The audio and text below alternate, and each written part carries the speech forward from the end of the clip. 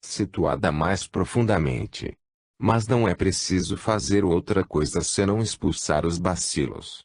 Falar de uma causa espiritual para doenças e reconhecer todo o resto não é superstição maior do que no caso em que a origem da presença das moscas é vista na preguiça de uma dona de casa. Não há motivo para protestar se alguém disser que não haverá mais moscas caso se faça uma limpeza. Não se trata de combater um ao outro, mas de ambos aprenderem a compreender-se mutuamente e aprofundar-se no que cada qual quer. Deve-se levar isso inteiramente em conta ao querer o falar, com razão, das causas imediatas e das causas mais remotas. O antropósofo objetivo não se colocará, de modo algum, em posição de dizer que bastaria a preguiça fazer uma espécie de aceno para que as moscas entrassem na sala. Ele saberá que, no caso, então em consideração também outros fatores materiais, mas saberá também que todo fato expresso na matéria tem seus fundamentos espirituais, e que esses fundamentos espirituais devem ser procurados para o bem da humanidade. Contudo, os que gostam de entrar em contenda precisam também ser lembrados de que as causas espirituais nem sempre podem ser entendidas ou mesmo combatidas da mesma forma como são as causas materiais comuns.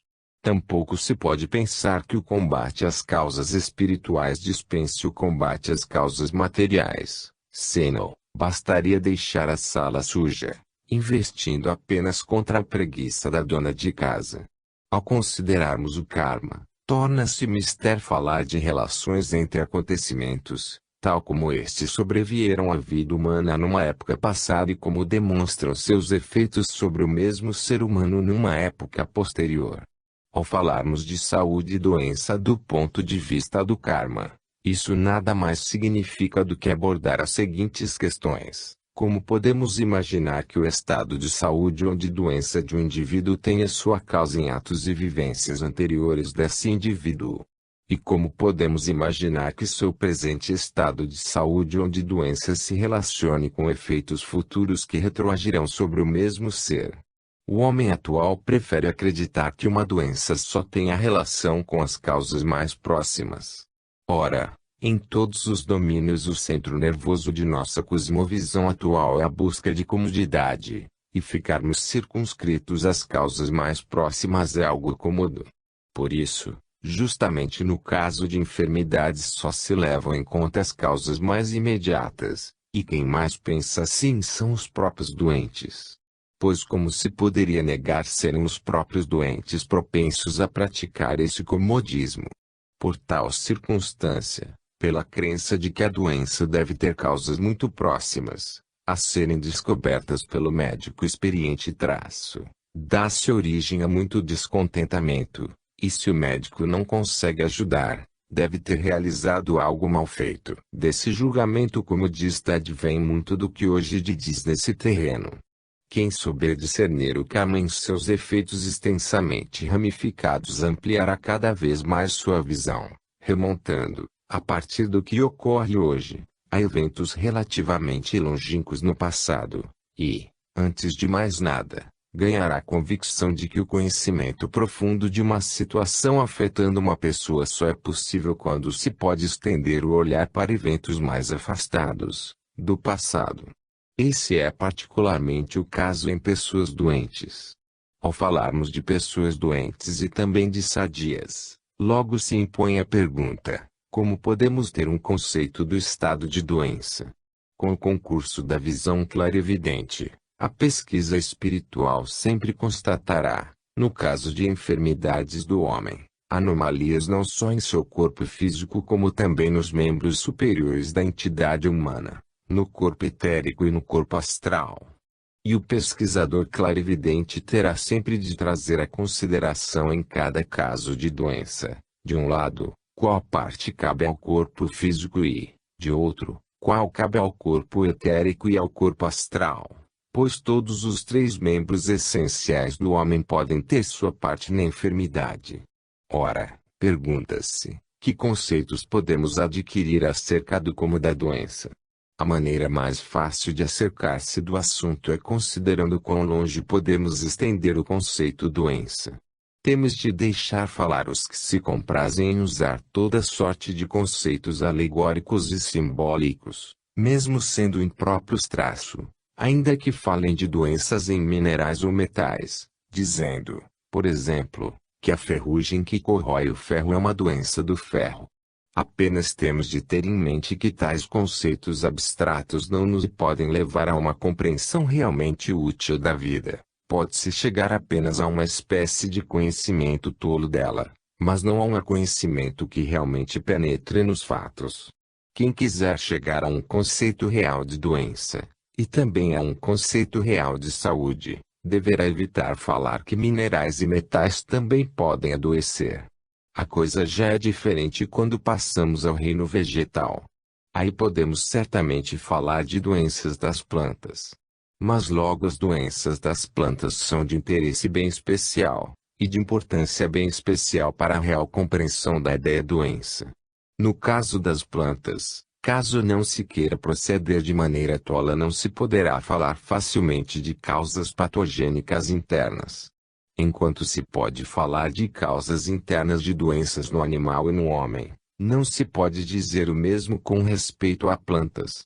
As doenças no reino vegetal sempre serão explicadas por causas exteriores, uma ou outra influência nociva do solo, iluminação insuficiente, este ou aquele efeito do vento ou outras influências dos elementos e da natureza, ou então essas doenças serão explicadas por influências de parasitas que se instalam nas plantas e as prejudicam. Diremos, e com razão, que o conceito de causa patogênica interna não tem legitimidade alguma no âmbito do reino vegetal. Naturalmente, por não me caber falar sobre esse tema durante meio ano, não me será possível fornecer inúmeras provas para o que acabei de mencionar. Mas quanto mais nos aprofundarmos na patologia vegetal, tanto melhor se nos afigurará que o conceito de causas patogênicas internas não pode ser aplicado às plantas, pois aí se trata de causas e prejuízos exteriores, de influências externas. Temos então na planta, tal como se nos apresenta de imediato no mundo exterior, um ente que nos mostra uma estrutura composta de um corpo físico e um corpo etérico. E com isso nos defrontamos ao mesmo tempo com um ente que, por assim dizer, chama nossa atenção para o seguinte fato: no fundo, tal ente dotado dos corpos físico e etérico é sádio por princípio, tendo de esperar sofrer um dano exterior para adoecer. A pesquisa espiritual está inteiramente de acordo com isso. Enquanto pelos métodos da pesquisa clarividente divisamos nos ramos animal e humano em casos de doença, modificações bem decisivas no interior dos seres, nas partes suprassensíveis nunca poderíamos dizer que no interior de uma planta doente o próprio corpo etérico original estivesse modificado, mas apenas que exteriormente diferentes perturbações e influências nocivas interferiram no corpo físico e, sobretudo, no corpo etérico. Os fatos espirituais justificam plenamente a conclusão geral a que chegamos, nos elementos a serem considerados nas plantas, ou seja, nos corpos físico e etérico, apresenta-se algo primordialmente sádio. Porém outra coisa é a capacidade da planta no sentido de empregar tudo o possível para resistir aos danos sofridos do exterior, em seu crescimento e desenvolvimento, a fim de curar-se. Observem, ao cortar uma planta, como ela procura brotar novamente ao redor da parte danificada, contornando o que bloqueia seu caminho e a prejudica. É quase palpável, nela, a existência de uma defesa interna, de uma força curativa, quando surge um dano exterior. Vemos, portanto, que nos corpos etérico e físico da planta nos defrontamos com algo capaz de responder a danos exteriores mediante forças curativas interiores. Este é um fato extraordinariamente importante para chegarmos à clareza nesse domínio.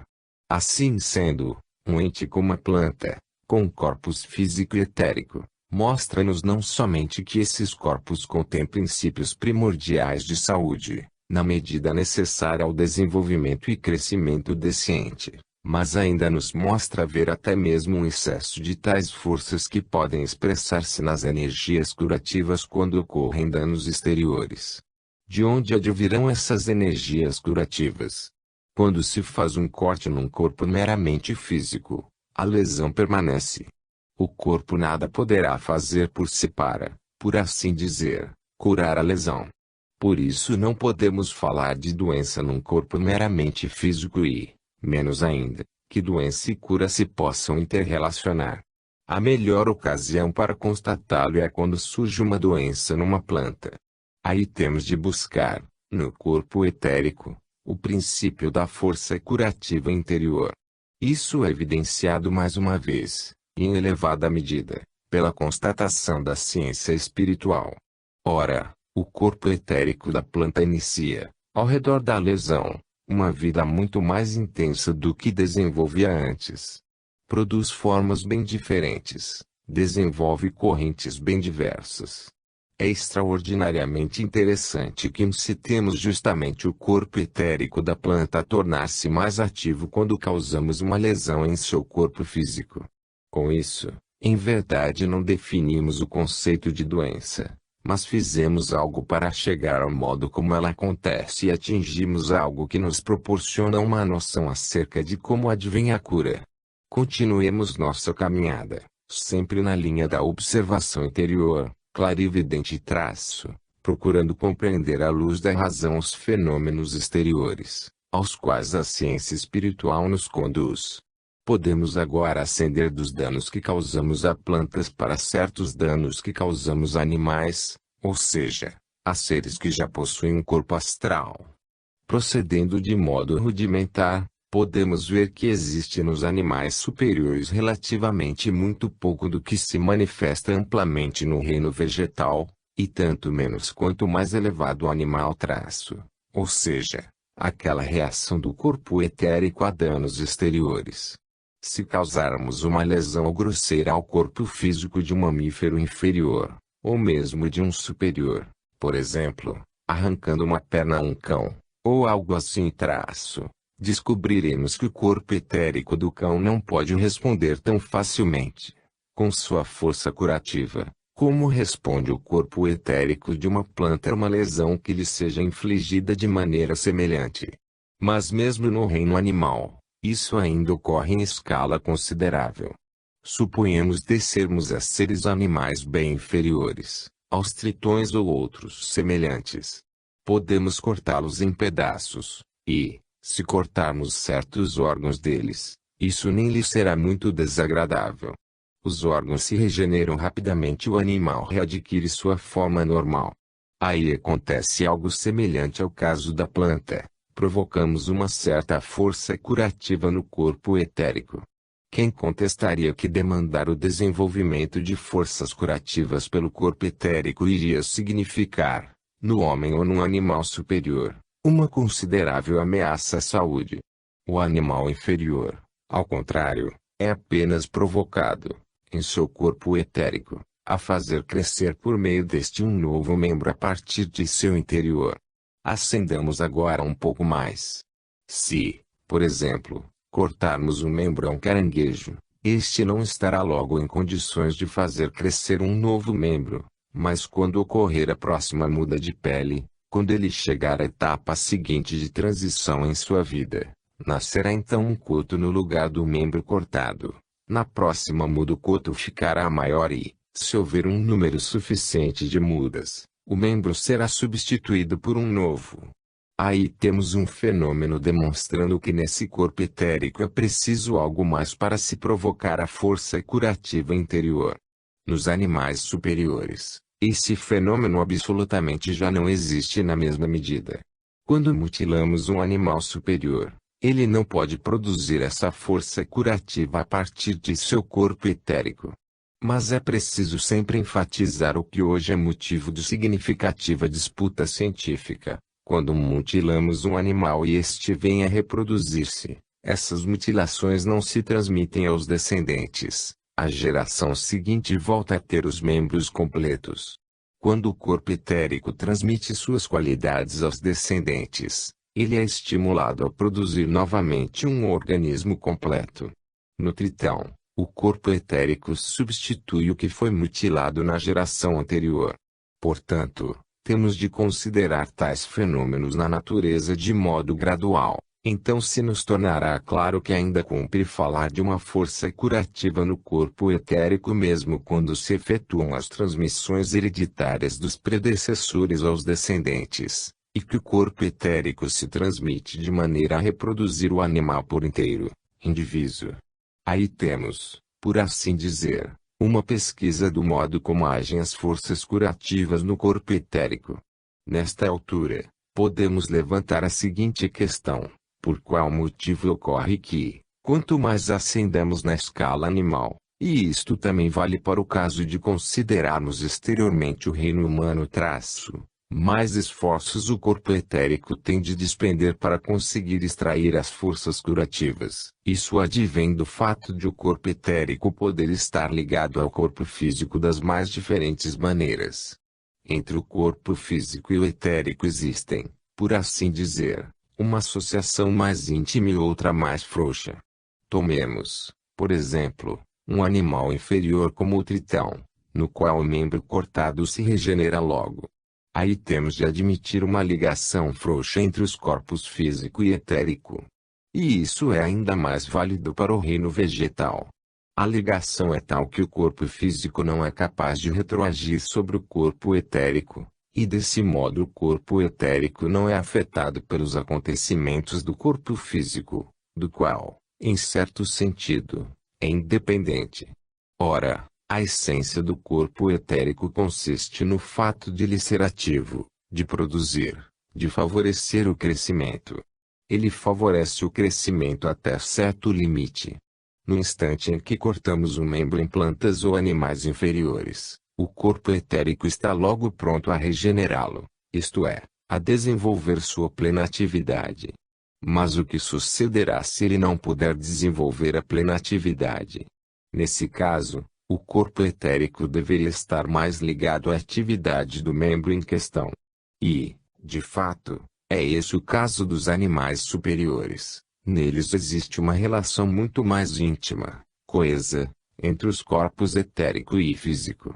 Quando o corpo físico produz suas formas, estas, isto é, o que está na natureza física, retroagem sobre o corpo etérico. Falando mais concretamente, nos animais bem inferiores ou nas plantas, o que é exterior não retroage sobre o corpo etérico, não afeta, deixando-o levar uma vida autônoma. Tão logo chegamos aos animais superiores, as formas do corpo físico se impõem sobre o corpo etérico, aí o corpo etérico é totalmente ajustado ao corpo físico, e ferindo o corpo físico ferimos simultaneamente o corpo etérico. Neste caso o corpo etérico deve, naturalmente, recorrer a forças mais profundas, pois precisa primeiro restabelecer a si próprio, e só depois os membros envolvidos. Por isso temos de apelar a forças curativas mais profundas ao acercar-nos do corpo etérico de um animal superior.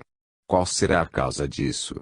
Porque o corpo etérico de um animal superior é tão dependente das formas do corpo físico. Quanto mais progredimos na hierarquia dos animais, tanto mais temos de levar em conta as atividades não só dos corpos físico e etérico, mas também do corpo astral. O corpo astral, em sua atuação nos animais inferiores, ainda entra extraordinariamente poel em consideração. Por isso os animais inferiores ainda possuem tanta semelhança com o vegetal. Quanto mais ascendermos, tanto mais ganhará importância o corpo astral. Este, porém, atua no sentido de tornar dependente disso o corpo etérico. Um ser como a planta, que só possui corpo físico e etérico, tem pouco a ver com o mundo exterior. Estímulos são exercidos, mas não se expressam em processos interiores. Onde, contrariamente, um corpo astral é atuante, as impressões exteriores se refletem em processos interiores. Um ser cujo corpo astral não é atuante está interiormente mais isolado do mundo exterior. Um ser se abre tanto mais ao mundo exterior quanto mais atuante seja seu corpo astral. Portanto, o corpo astral liga o interior de um ser ao mundo exterior. A atuação mais intensa do corpo astral faz com que o corpo etérico tenha de mobilizar forças muito maiores para compensar eventuais lesões. Se agora, no entanto, ascendermos do animal ao homem, teremos de levar em conta algo mais. Aí o corpo astral não só é estampado ou afetado pelos efeitos já descritos, como no caso do animal. O animal vive mais ligado a um roteiro, vive mais ligado a um programa de vida. Não é fácil poder dizer que um animal se tem excedido imensamente ou moderado em relação aos seus instintos. Ele segue um programa de vida. O que se manifesta no animal está subordinado a uma espécie de programa atípico. O homem, porém, precisamente por ter ascendido mais alto na escala evolutiva, está em posição de viver toda a espécie de alternativas, entre o correto e o errado, a verdade e a mentira, o bem e o mal. Ele entra em contato com o mundo exterior das mais variadas maneiras e só por circunstâncias individuais. Todos esses tipos de contatos recaem sobre seu corpo astral, causando-lhe uma impressão.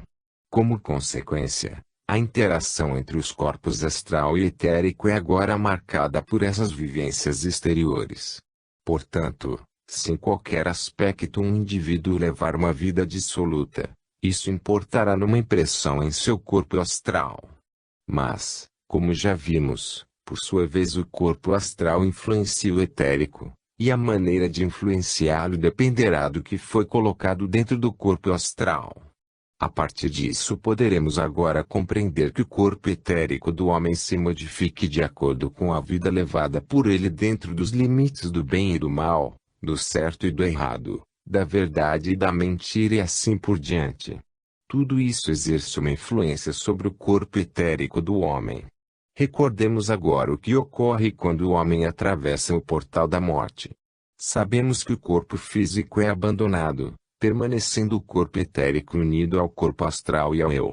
Decorrido algum tempo após a morte, o qual se mede apenas por dias, o principal do corpo etérico é rejeitado com um segundo cadáver. Fica, porém, retido um extrato seu, que é levado e conservado para todo o porvir.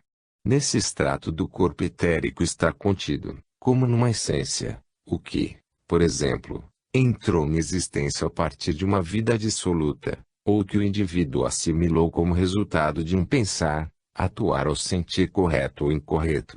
Tudo isso fica contido no corpo etérico, e o homem o leva até a época do novo nascimento. Não tendo de modo algum tais vivências, o animal naturalmente nada pode levar de semelhante a isso para além do portal da morte. Quando, pelo nascimento, o homem retorna à existência física, a essência de seu corpo etérico anterior flui para o novo, permeando sua estrutura. Por isso, em sua nova existência o indivíduo traz, no corpo etérico, os resultados do que viveu em sua vida anterior. E como o corpo etérico é o edificador de um novo organismo após um novo nascimento, tudo isso se gravará também em seu corpo físico. Porque isso pode gravar-se no corpo físico. A pesquisa espiritual nos evidencia a possibilidade de se ver ora mais, ora menos, na forma de um corpo humano que entra na existência pelo nascimento, quais os atos cometidos pelo indivíduo numa vida anterior. Mas acaso encontraremos também uma explicação plausível para o que se nos apresenta como força curativa decrescente, na medida da gradual elevação na hierarquia dos animais? Como, no caso de um animal, não podemos dizer que ao nascer ele traga consigo, de uma existência terrena anterior, uma individualidade reencarnada, só encontramos a atuação do corpo astral genérico dessa espécie de animal, o qual limitará, no animal em questão, as forças curativas do corpo etérico. No homem, porém, descobrimos que não só seu corpo astral, mas também seu corpo etérico está impregnado pelos resultados das ações da vida anterior. E como o corpo etérico possui por si a força para produzir o que traz do passado, podemos também compreender que, tão logo surja nele uma outra força, ele será igualmente capaz de colocar na estrutura do organismo o acervo trazido de encarnações anteriores. Compreendemos agora como nossos atos de uma vida podem influenciar projetivamente nosso estado de saúde na vida seguinte, e como devemos de várias maneiras procurar, em nosso estado de saúde, um efeito kármico de nossos atos numa vida anterior. Contudo, podemos ainda abordar o assunto de outro modo. Podemos perguntar-nos, ora, acaso tudo o que realizamos na vida entre o nascimento e a morte retroage de maneira igual sobre nosso corpo etérico? Já na vida comum se pode perceber uma enorme diferença, na retroação sobre nossa própria estrutura interior, entre o que vivenciamos como homens conscientes e muitas outras vivências. Disso resulta um fato altamente interessante, perfeitamente possível de ser esclarecido pela ciência espiritual, mas que também pode ser compreendido pela razão. No decurso de sua vida, o homem tem um grande número de vivências que ele assimila conscientemente e relaciona com seu eu. Nele estas se transformam em representações mentais, que ele então processa. Imaginem, porém, agora a quantidade inumerável de vivências, experiências e impressões que nem chegam a transformar-se em representações, estando, contudo, presentes no homem e atuando sobre ele. Muitas vezes acontece de alguém nos dizer: hoje eu o vi na rua, e você até me olhou, sendo que não temos conhecimento algum do fato. Isto acontece muitas vezes. Naturalmente o evento causou uma impressão, nossos olhos viram outro traço, mas a impressão não chegou a transformar-se em representação mental. Há inúmeras impressões desse tipo, de modo que nossa vida, em verdade, decompõe-se em duas partes, numa série de vivências anímicas, constituída de representações conscientes, e em outra que nunca levamos totalmente à consciência clara. Porém há ainda mais diferença. Podemos facilmente distinguir entre as impressões, obtidas em nossa vida, passíveis de serem recordadas, ou seja, impressões causadas em nós de modo a sempre poderem incidir na recordação e as impressões das quais não podemos recordar-nos. Nossa vida anímica se decompõe, portanto, em categorias bem diferentes. E a diferença entre as diversas categorias será, de fato, notável se considerarmos o efeito sobre a essência interior do homem. Detenhamo-nos agora, por alguns minutos, na vida do homem entre o nascimento e a morte. Observando-a rigorosamente, veremos existir uma enorme diferença entre as representações que sempre podem recair em nossa consciência e as que foram esquecidas, não tendo propriamente desenvolvido uma capacidade de recordação. Essa diferença pode ser facilmente esclarecida pelo seguinte: pensem numa impressão que lhes tenha suscitado uma representação clara. Suponhamos ser uma impressão que lhes haja provocado alegria ou dor, isto é, uma impressão acompanhada de um sentimento. Tenhamos bem em mente que a maioria das impressões, na realidade, todas as impressões causadas em nós, são acompanhadas de sentimentos. Os sentimentos não se manifestam somente na superfície consciente da vida, mas atuam profundamente até no corpo físico. Basta os senhores lembrarem como uma impressão os faz empalidecer, outra enrubescer. As impressões atuam até no deslocamento do sangue. E passemos agora ao que nem chega à consciência, ou apenas o faz fugidiamente, não levando à recordação. Aí a ciência espiritual nos mostra que tais impressões não são, de modo algum, menos acompanhadas de estímulos semelhantes do que as conscientes. Ao recebermos do mundo exterior uma impressão que nos teria assustado se recebida conscientemente, talvez até fazendo palpitar nosso coração, a mesma não permanece sem efeito, embora não se torne consciente. Além de efetivar-se, alcança também o corpo físico. Então surge até o fato característico de uma impressão que suscita uma representação consciente encontrar uma espécie de resistência ao penetrar na organização humana mais profunda, quando, porém, a impressão simplesmente atua em nós sem que a levemos à representação consciente, nada a detém, mas nem por isso ela é menos atuante. A vida humana é muito mais rica do que o que conscientizamos dela.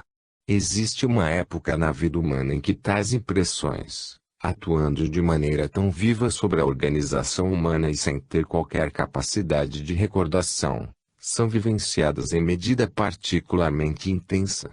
Em todo o período desde o nascimento até o momento inicial da recordação, foram causadas no homem inúmeras impressões ricas, que estão assentadas nele e também o transformaram nesse período. Elas atuam tal qual as impressões conscientes, mas, mormente ao terem sido esquecidas, nada se lhes contrapõe daquilo que normalmente se forma dentro da vida anímica como representação consciente, formando assim uma espécie de barreira. Mas podemos encontrar, na vida exterior, múltiplas confirmações de existirem momentos, na vida humana, em que se manifesta o segundo tipo de efeitos interiores. Não podemos explicar certos eventos da vida humana mais tardia. Não conseguimos explicar por que isto ou aquilo tem de ser vivido de determinada maneira. Pode ocorrer, por exemplo, de algo nos causar uma impressão tão estremecedora que não consigamos explicar como uma vivência relativamente sem importância possa provocar isso. Investigando o caso, talvez descobramos ter nos ocorrido uma vivência semelhante, mas que ficou esquecida justamente naquele período crítico entre o nascimento e o mais longínquo momento até o qual conseguimos remontar com nossa memória. Nenhuma representação restou a esse respeito. Contudo, naquele tempo tivemos uma impressão que nos abalou. Ela continuou vivendo em nós e juntou-se à impressão recente, reforçando-a. Dessa maneira, algo que agora normalmente nos teria abalado muito menos causa uma impressão particularmente forte. Quem reconhecer isso fará uma ideia de quão cheia de responsabilidade é a educação durante a primeira infância, e de como algo projeta na vida, posteriormente, luzes ou sombras extremamente significativas. Portanto, algo que ocorreu anteriormente atua mais tarde na vida.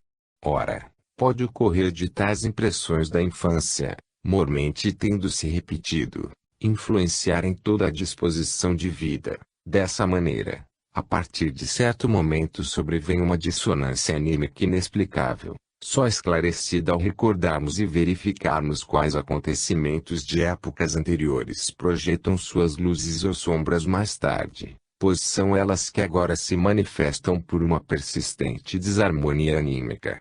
Descobriremos então que atuam de maneira particularmente intensa os acontecimentos não transcorridos de modo indiferente à criança, tendo, isso sim, causado nela impressão especial. Poderemos, portanto, dizer que quando afeições, sensações e sentimentos atuaram particularmente nas impressões esquecidas mais tarde, essas afeições e efusões sentimentais atuarão muito especialmente no surgimento de vivências semelhantes. Lembre-se agora das descrições que frequentemente fiz acerca da vida durante o período do Kamaloka. Depois de abandonar seu corpo etérico qual um segundo cadáver, o homem revive toda a sua vida passada, recapitulando todas as vivências que teve nela, porém não as revive de maneira que elas lhe permaneçam indiferentes. É justamente durante o período do Kamaloka, pelo fato de o indivíduo ainda possuir seu antigo corpo astral, que as vivências passadas produzem os mais profundos sentimentos. Imaginemos, por exemplo, uma pessoa que morra aos 70 anos e reviva sua vida até o momento em que, aos 40 anos, deu uma bofetada em alguém. Aí ela experimenta a dor que causou no outro. Isso provoca uma espécie de autorrepreensão, que remanesce como anseio, e esse anseio a pessoa leva consigo a vida seguinte, a fim de compensar o ato durante a vida. Como tais experiências astrais ocorrem no período entre a morte e o novo nascimento, os senhores compreenderão que os atos por nós vivenciados se gravem tão segura e profundamente em nosso ser interior, contribuindo para a edificação da nova corporalidade. Se determinados fatos já nos podem tocar tão intensamente na vida comum, mormente sendo impressões do sentimento, a ponto de causar um distúrbio anímico, Compreendamos que as impressões vividas no Kabaloka, por serem muito mais intensas, possam gravar-se fortemente de modo a atuar de modo profundo na organização do corpo físico, numa nova encarnação. Vemos aí a intensificação de um fenômeno que se revela à observação mais atenta já durante a vida entre o nascimento e a morte. As representações frente às quais a consciência não ergue barreira alguma poderão levar a anomalias mais sérias na alma, a neurastenia, a fenômenos neuropatológicos, possivelmente também a doenças mentais. Todos esses fenômenos se nos apresentam como relações causais entre acontecimentos anteriores e posteriores, fornecendo-nos um quadro evidente disso. Se quisermos intensificar o conceito, poderemos dizer que nossas realizações representadas por atos durante a vida se metamorfoseiam, na vida depois da morte, numa poderosa sensação emocional, e essa sensação emocional, que agora não é atenuada por qualquer representação física, não sendo tampouco obstruída por qualquer consciência comum, pois aqui o cérebro não é necessário traço, e sim vivenciada pela outra forma da consciência, de ação mais profunda, faz com que nossos atos e todo o nosso ser da vida anterior se manifestem em nossa disposição e em nosso organismo numa nova existência. Por isso poderemos achar compreensível que um indivíduo, tendo sido muito egoísta em seu modo de pensar, sentir e agir numa encarnação, fique permeado por um poderoso sentimento de repulsa em relação a seus atos anteriores ao se defrontar, depois da morte, com os frutos de seu pensar, seu sentir e seu agir egoístas. Eis o que de fato ocorre. O indivíduo recebe, em si, tendências dirigidas contra sua própria natureza. E essas tendências, caso tenham nascido de um caráter egoísta na vida anterior, se manifestarão como natureza frágil na nova vida. Natureza frágil significa que a essência do indivíduo, e não a impressão exterior. Precisamos, pois, ter em mente que uma natureza frágil pode ser karmicamente atribuída a um comportamento egoísta numa vida anterior. Prossigamos. Imaginemos um indivíduo que exiba, numa vida, uma tendência especial à mentira. Este é um pendor oriundo de um substrato mais profundo da alma. Ora, se uma pessoa se entregar somente ao que há de mais consciente em sua vida, realmente não mentirá. Somente emoções e sentimentos que atuam a partir do subconsciente induzem a mentira. Aí temos algo situado mais profundamente. Se o indivíduo tiver sido mentiroso, seus atos advindos da mentira produzirão, na vida após a morte, as mais violentas reações emocionais contra a própria pessoa, vindo a aparecer uma forte tendência contrária à mentira. Aí, segundo nos evidencia a ciência espiritual, o homem trará para a vida futura não apenas uma natureza frágil, mas um organismo por assim dizer irregularmente estruturado, exibindo órgãos internos desordenadamente construídos na estrutura mais sutil. Nesse caso as coisas não se harmonizam de maneira correta. Isso está condicionado ao antigo pendor para a mentira. Ora, de onde veio o próprio pendor para a mentira? Pois na tendência a mentir o indivíduo já possui algo que tampouco é correto. Nesse caso, temos de remontar ainda mais longe. A ciência espiritual mostra que uma vida leviana desconhecendo dedicação e amor, uma vida superficial numa encarnação, manifesta-se na tendência à mentira na encarnação seguinte, e a tendência à mentira mostra-se, na segunda encarnação subsequente, nos órgãos desordenadamente construídos. Podemos, dessa forma, acompanhar karmicamente 3 encarnações sucessivas em seus feitos, superficialidade e leviandade na primeira encarnação, tendência a mentir na segunda e disposição física para doenças na terceira. Aí vemos o karma atuar na saúde e na doença. O que acaba de ser dito foi da maneira como os próprios fatos foram extraídos da pesquisa espiritual. Não se trata de apresentar teoria, são casos observados, podendo ser examinados pelos métodos da ciência espiritual. Portanto, apontamos primeiramente os fatos mais corriqueiros, as forças curativas do corpo etérico nas plantas. Mostramos em seguida que o corpo etérico dos animais é menos atuante devido à presença do corpo astral. E vimos ainda como, pelo recebimento do eu, que desenvolve uma vida individual no bem e no mal, na verdade e no erro o corpo astral, que só inibe as forças curativas na medida da ascensão na hierarquia animal, acrescenta ao homem algo que novo, as influências kármicas patológicas, que a ele afluem da vida individual. Na planta ainda inexistem causas patogênicas interiores, porque a doença ainda está no exterior e as forças curativas do corpo etérico atuam com todo o seu vigor. Nos animais inferiores temos ainda um corpo etérico dotado de forças curativas tais que lhe faculta até mesmo a regeneração de membros, mas quanto mais acima observamos, tanto mais o corpo astral se imprime no etérico, reduzindo-lhe com isso as forças curativas. Porém, como os animais não se reproduzem em reencarnações, o que está contido no corpo etérico não se liga a quaisquer qualidades morais, intelectuais ou individuais, mas à espécie.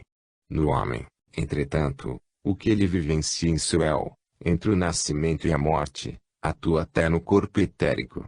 Porque as vivências da infância, nas assim chamadas impressões anímicas, manifestam-se apenas por doenças leves. Porque poderemos encontrar as causas de muito do que se manifesta como neurastenia, neurose, histeria, e assim por diante, na mesma vida. Mas as causas de doenças mais graves terão de ser procuradas numa vida anterior, pois só na passagem para um novo nascimento é que as vivências morais e intelectuais podem transplantar-se ao corpo etérico. De um modo geral, o corpo etérico do homem não pode manter incorporadas, durante uma vida, influências mais profundas de ordem moral, embora ainda venhamos a conhecer algumas exceções, e até casos bastante significativos. Temos, assim, uma relação entre nossa vida no bem e no mal, na moral e no intelectual numa encarnação e nossa saúde ou doença na seguinte. 19 de maio de 1910. Cura e incurabilidade em relação ao karma. É de pressupor que precisamente sobre os dois conceitos que constituirão o tema de nossa palestra de hoje, a curabilidade e incurabilidade de doenças, reinarão ideias mais claras e, pode-se dizer, mais humanitárias quando as ideias de karma e de relações kármicas na vida tiverem conquistado espaço em círculos mais amplos.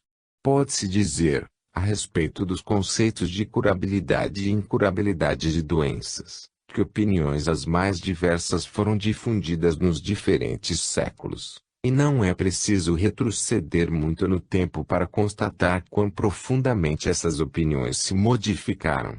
Houve uma época, trata-se da virada entre a Idade Média e a Idade Moderna, mais ou menos no século XVI ou XVII, em que se desenvolveu paulatinamente a hipótese de se poder limitar rigorosamente as formas de doenças, existindo, para a cura de cada uma delas, uma erva qualquer, uma poção qualquer, por cujo intermédio a doença em questão seria incondicionalmente curada. Essa crença perdurou, no fundo, por muito tempo, adentrando até mesmo o século XIX.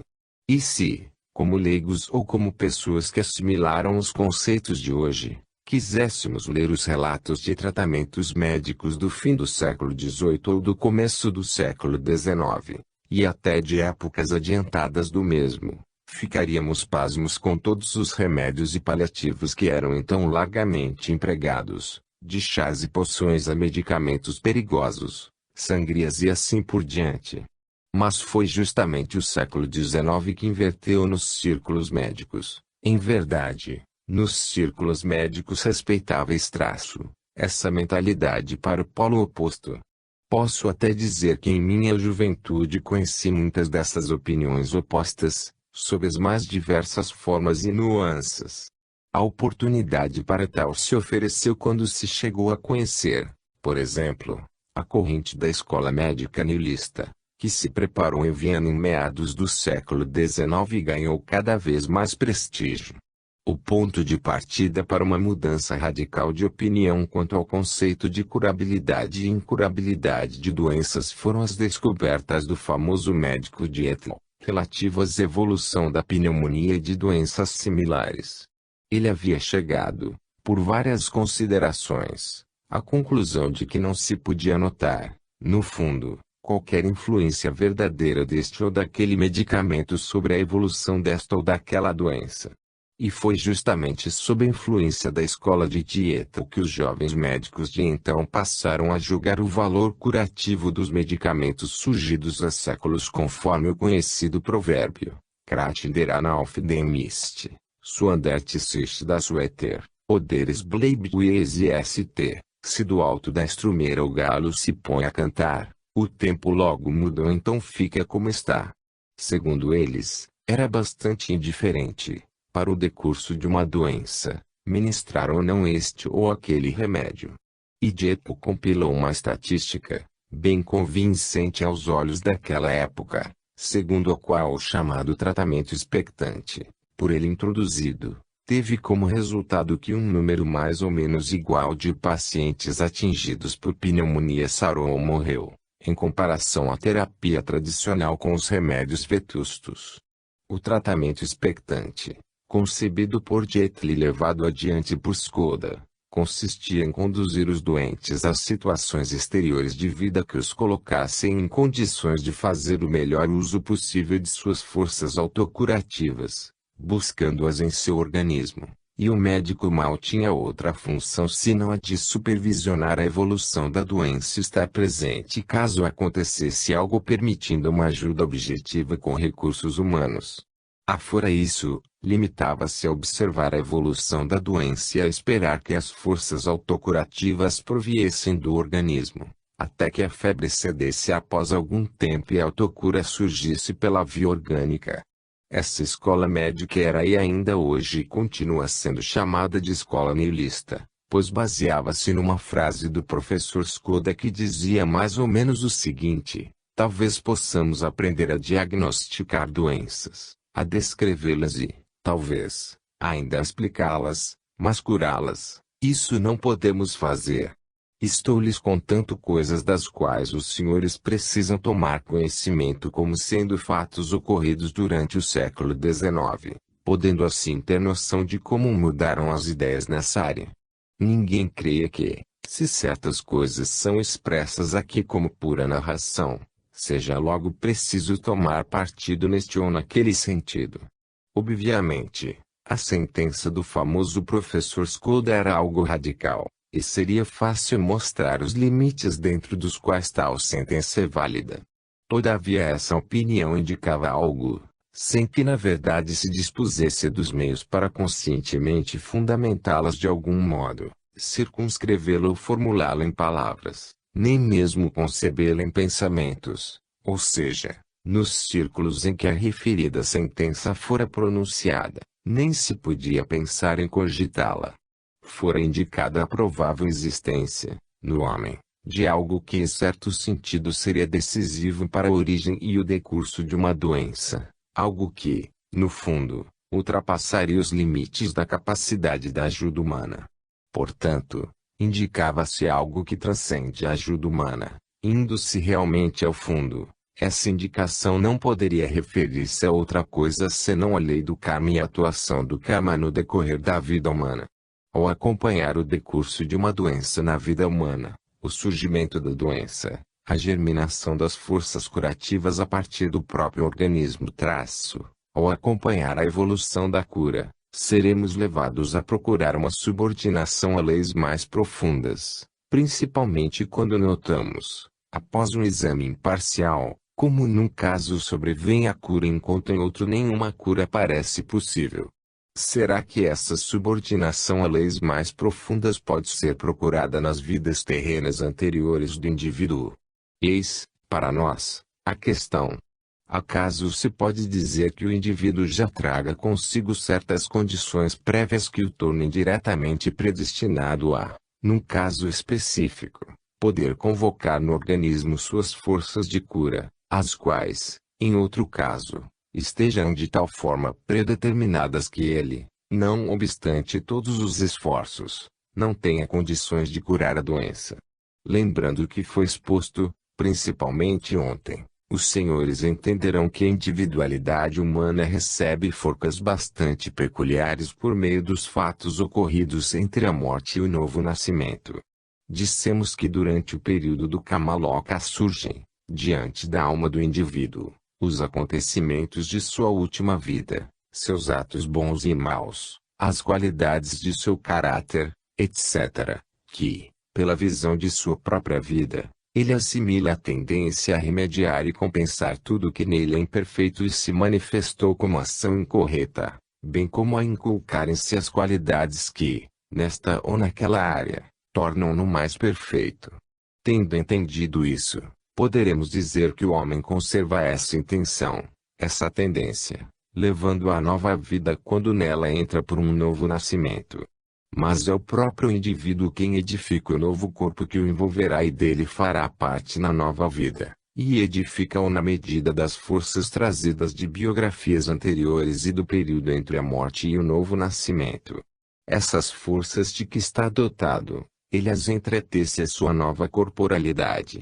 Entendemos, nesta altura, que a nova corporalidade será fraca ou vigorosa conforme o indivíduo possa entretecer a ela forças débeis ou vigorosas. Cumpre estarmos cônscios de que surgirá um certo efeito quando, por exemplo, um indivíduo houver percebido, durante o período do Kamaloka, ter cometido na última vida muitos atos sob a influência de suas emoções, ira, medo, repulsa, etc. Tais atos estão bem vivos ante sua alma no período do Kamaloka, formando-se então nessa alma o seguinte pensamento: as expressões que nos podem ocorrer com relação a essas forças são, naturalmente, cunhadas para a vida física, precisas providenciar, em ti, algo para que te tornes mais perfeito neste particular, para que no futuro não mais te inclines a cometer atos sob influência de tuas paixões. Este pensamento torna-se parte da individualidade anímica humana e, durante a passagem por um novo nascimento, se gravará no corpo informação qual uma força. E para esse corpo flui, assim, a tendência a realizar, em toda a natureza composta dos corpos físico, etérico e astral, algo que agora torna impossível ao indivíduo cometer certos atos sob o impulso de suas emoções, ira, ódio, inveja, etc. Capacitando-o realmente a tornar-se mais perfeito nesse sentido. Isto levará a realizar novas ações, agora capazes de compensar ações anteriores. Assim, a partir de uma razão muito superior à sua razão comum, o homem se deixa permear pela intenção que poderá conduzi-lo a uma perfeição maior em determinada área e a compensação de determinadas ações. Considerando quão variada a vida e como o indivíduo, dia após dia, comete ações do tipo que exige tal compensação, compreende-se haver na alma grande número de tais pensamentos esperando por compensação, quando a alma entra na existência através de um novo nascimento, e que esses múltiplos pensamentos se cruzam, conferindo aos corpos físico e etérico uma configuração onde se acham entretecidas todas essas tendências. Para compreender melhor, tomemos um caso particularmente característico. Faço questão de realçar, hoje mais enfaticamente do que costumo fazer, que evito falar com base em teorias ou hipóteses e, ao citar exemplos, só o faço mencionando os que estão bem comprovados pela ciência espiritual. Suponhamos alguém que tenha agido, em sua vida anterior, a partir de um egotismo excessivamente fraco, a partir de um egotismo insuficiente, que lhe tenha permitido exceder sem dedicação ao mundo exterior, revelando uma falta de independência ou uma autoperda impróprias para o ciclo atual da humanidade. Foi, pois, a ausência do sentimento de si própria que levou a pessoa a estas ou aquelas atitudes numa encarnação. Então, durante o período do Kamaloka, ela se defrontou com as ações decorrentes dessa falta de sentimento de si própria. A partir disso, assimila primeiramente a tendência a desenvolver forças que lhe elevem o egotismo, criando, na próxima encarnação, oportunidades para fortalecê-lo e como que educá-lo contra a resistência de sua corporalidade, contra as forças que lhe advêm dos corpos físico, etérico e astral. Deve ser criado um novo corpo, que lhe demonstre como a disposição para um fraco sentimento de si próprio atua a partir da corporalidade. O que vier a ocorrer na encarnação seguinte encontrará pouco na consciência, desenrolando-se mais ou menos numa região subconsciente. O indivíduo em questão procurará uma encarnação que justamente oponha a seu egotismo os mais fortes obstáculos, de modo que lhe seja necessário submeter o sentimento de si próprio a elevadas tensões. Em consequência disso, a pessoa em questão será como que magneticamente atraída para locais ou situações que lhe opõem obstáculos profundos, em que seu egotismo deve esgotar-se em oposição à organização dos três corpos. Pode parecer estranho, mas individualidades oneradas por tal karma, que se esforçam da maneira caracterizada para entrar na existência através do nascimento, procurarão acesso a oportunidades em que possam ser expostas, por exemplo, a uma epidemia como a de cólera, pois esta lhes oferece a oportunidade de encontrar os obstáculos recém-descritos. A experiência anterior da luta contra a resistência oferecida pelos três corpos do doente pode causar, na encarnação seguinte, um crescimento considerável do egotismo. Vejamos outro caso significativo, agora oposto ao primeiro, para permitir-lhes verificar a inter-relação. Um indivíduo constata, no período do Kamaloka, que cometeu uma série de atos sob um egotismo muito forte, oriundos de uma confiança excessiva. Ele vê que deve moderar-se em relação a seu sentimento de si próprio, que deve contê-lo. Precisará então procurar uma oportunidade em que seus três corpos lhe ofereçam, na próxima encarnação, a possibilidade de o egotismo, por mais que se ceda, não encontrar na corporalidade limitação alguma, podendo ingressar no âmbito do espantoso e chegar às raias do absurdo. As condições para tal produzem-se quando o indivíduo em questão é atraído para uma oportunidade de contrair a malária. Nesse caso os senhores se defrontam com uma doença advinda da atuação kármica, e até mesmo com a constatação de que, no fundo, o homem é conduzido a situações onde possa desenvolver-se no decorrer de seu karma, e tudo isso conforme uma inteligência superior a que ele pode abranger com sua consciência comum. Tendo em vista o que acaba de ser dito, os senhores facilmente entenderão o caráter epidêmico das doenças. Poderíamos citar os mais variados exemplos de como o homem, a partir das experiências de seu período do Kamaloka, procura francamente a oportunidade de contrair esta ou aquela doença a fim de, pela superação da mesma e pelo desenvolvimento das forças autocurativas, ganhar as energias que o conduzirão adiante em seu trajeto de vida. Há pouco eu disse que o indivíduo, tendo atuado muito sob a influência de emoções, no período do Kamaloka vivenciará igualmente atos realizados sob a mesma influência. Isso lhe conferirá a tendência a vivenciar em sua nova encarnação, em sua própria corporalidade, algo para cuja superação ele realizará atos que possam compensar certas ações de sua vida anterior. Trata-se especialmente daquela forma de doença conhecida hoje por difteria, apresentando-se em muitos casos incluindo uma complicação kármica pelo fato de o indivíduo, em sua vida anterior, ter agido frequentemente sob a influência de toda a sorte de impulsos, emoções e assim por diante. No decorrer destas conferências, ainda ouviremos muito a respeito de como esta ou aquela doença é demandada.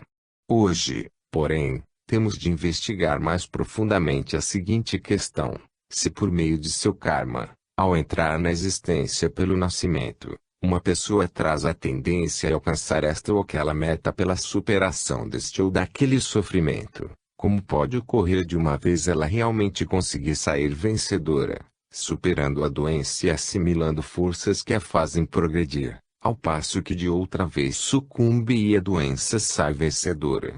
Para tentar uma resposta, precisamos voltar aos princípios espirituais que, de forma geral, possibilitam ao homem ficar doente.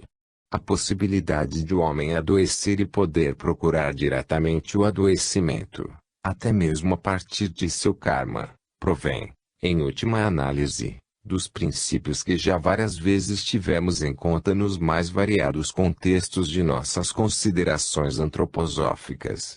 Sabemos que, em dado momento da evolução terrestre, introduziram-se no desenvolvimento humano as forças que chamamos de luciféricas, pertencentes a entidades que se atrasaram